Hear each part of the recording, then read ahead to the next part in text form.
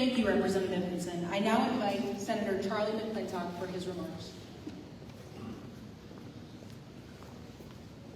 Thank you. I appreciate that. And thank you for having me, by the way, and all the distinguished guests as well as the military leadership and the soldiers. I love you guys. I am on your side, and I really appreciate being here. You know, when I was offered the distinct privilege and honor to speak here today, I was not only humbled but immediately grateful to be in your presence. It's good to be back in Armory. Just like all of you, I come from a military background. I served 21 years in the Iowa Army National Guard, and I was the son of a soldier, also a veteran, my dad. And I have family members in the Guard, and which I'll talk about a little bit later. So it's a real honor to be back here.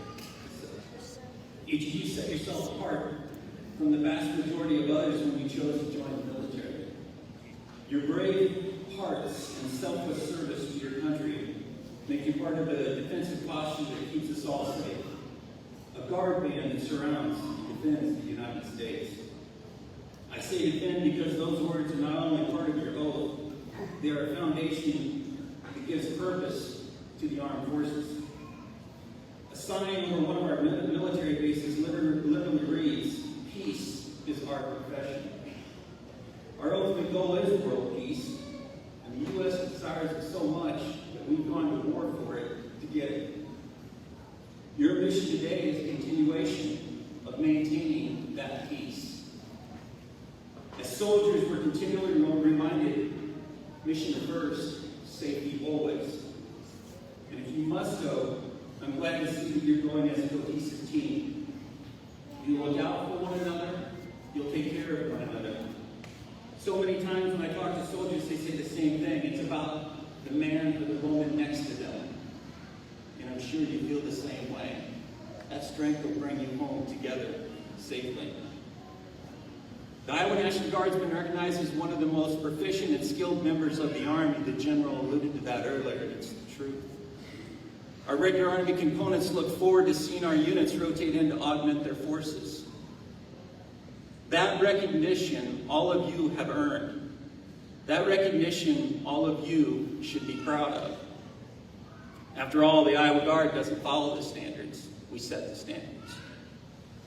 And now, most importantly, I want to recognize and show our appreciation to the family members of our soldiers. As we all know, being a soldier, for every soldier stands a family member who also serves.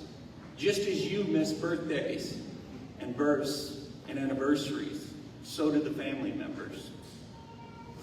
Soldiers learn from the beginning, I don't care if it's basic or AIT or AT or your active duty orders or deployments, what it's like to be away from home.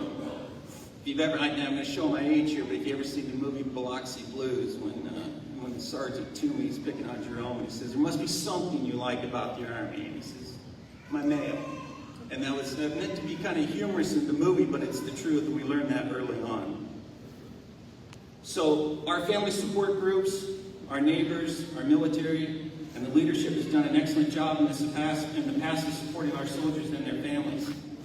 And I'm confident they will continue to do so in the future. Communication and support from home is the cornerstone of a balanced fighting force. We're lucky that we live in a time where technology allows for communication when the mission permits. So thank you to the family members. Thank you for being there. Thank you for being there for your soldiers. I know it's difficult. And when I say I know it's difficult, I really know what it means. I said goodbye to my son, a lieutenant with the 168 Infantry, on Monday. He left advance to go to Louisiana to serve with this mission. In closing, let me say once more on behalf of a grateful nation, state, legislature, and the citizenry, we sincerely thank you for your sacrifice and dedication in the performance of your duty to this country. I pray for each and every one of you and your families, and I look forward to the day you return home safely. May God bless the United States of America and the soldiers who defend it. Thank you.